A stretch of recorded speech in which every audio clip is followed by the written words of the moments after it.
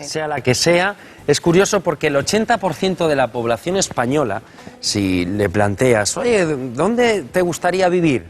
Posiblemente dirían todos, buenas tardes, Teresa, buenas tardes, el campo. Bueno, pues según las estadísticas, el 80% de los españoles vivimos en la ciudad. Hace 50 años solo el 40% de los españoles vivía en grandes ciudades. Es decir, que los adultos urbanos de hoy pues han sido educados con las pautas de comunicación de los pueblos, porque la mayoría de nuestros padres vivían en el campo. Pues hoy tenemos con nosotros, como hemos saludado, a Teresa Baró, nuestra experta en comunicación personal, con la que vamos a analizar si la comunicación en el entorno rural es muy diferente al entorno urbano. Buenas tardes, Teresa. Buenas tardes. ¿Tú qué crees? ¿Ha cambiado mucho? Podemos comprobarlo. Solo que nos desplacemos desde una ciudad a un pueblo, entendemos por pueblo en el campo realmente y con costumbres de campo, pues podremos comprobarlo. La gente se saluda de otra forma, se relaciona de otra forma y, por ejemplo, un detalle, pues las distancias personales, el espacio personal de cada uno en el campo es más amplio que en una ciudad. La gente de la ciudad se puede acercar más sin problemas, digamos, sin notar este estrés. ¿Por qué? Porque están acostumbrados a distancias cortas y justamente a sufrir este estrés de la densidad demográfica. ¿Sería una de las causas de esta dificultad a la hora de comunicarnos? Pues sí, porque al mismo tiempo que estamos más cerca físicamente en la ciudad, porque por ejemplo en los transportes públicos, en muchos espacios necesitamos estar pegados casi los unos a los otros, pero compensamos esta falta de espacio con otras formas de no comunicación. Por ejemplo, pues no nos hablamos, aunque estemos pegados cuerpo a cuerpo, o no nos miramos, o nos ponemos de lado para no enfrentarnos en el cara a cara. En cambio, en un pueblo esto no pasa. Como podemos tener este espacio vital más amplio, entonces nos podemos saludar. Incluso, pues los saludos son solo verbales, no nos damos besos, no nos besamos tanto, no nos damos tanto la mano, sino que basta, por ejemplo, con una mirada, con una sonrisa o simplemente un gesto como así, como ya te he visto, y es suficiente.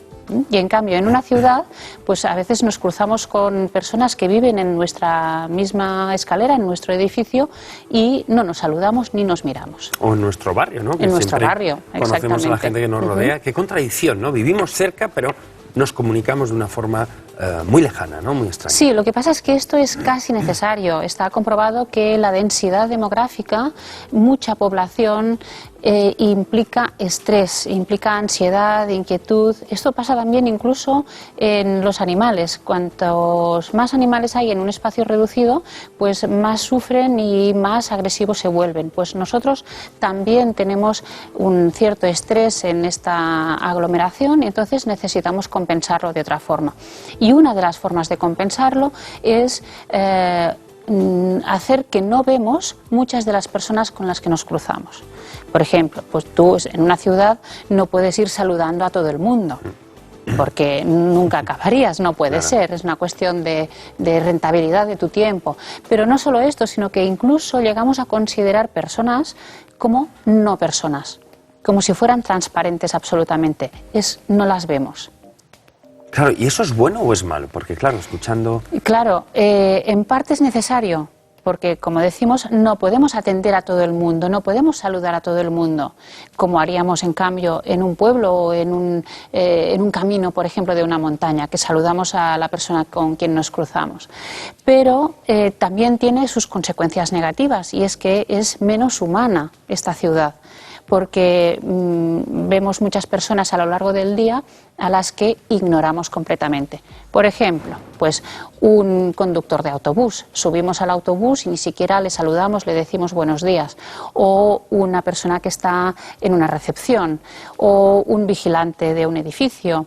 O un vigilante en un museo, por ejemplo. Nosotros pasamos por delante y no lo miramos, pasamos la vista por encima como si fuera invisible. Eso también es cuestión de educación, Teresa. Los buenos días o el gracias por abrir la puerta son detalles que denotan más educación que quizás el mero hecho de querer entablar una conversación. Sí, ¿no? Lo que pasa es que es bastante generalizada esta actitud de ignorar a determinadas personas, especialmente si ocupan un cierto rango profesional. Y esta consideración de no persona Es algo que a veces, como digo, es necesario cuando hay mucha aglomeración, pero en cambio puede tener efectos muy negativos, porque la persona, cuando se siente ignorada, pues no se siente valorada, evidentemente, y esto también provoca una cierta sensación de vulnerabilidad e incluso puede llegar a irritación y a angustia, ansiedad. La ciudad en sí nos hace más herméticos, Teresa.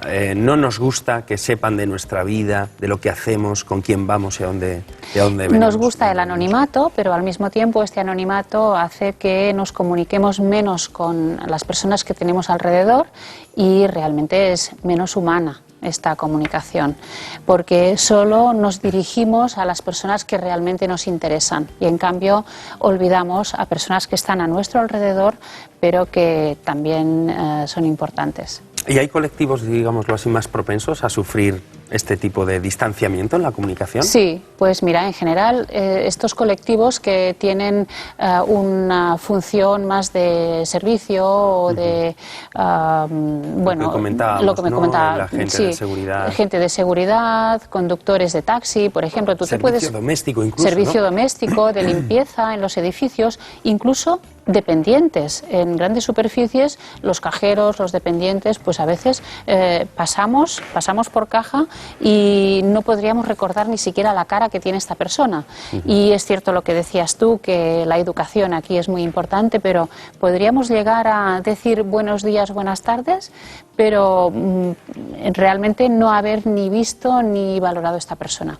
Es muy importante para compensar esto mirar a la persona y sonreírle sinceramente. Incluso a veces es mejor una sonrisa que hablar o que decirle buenos días, pero una sonrisa sincera.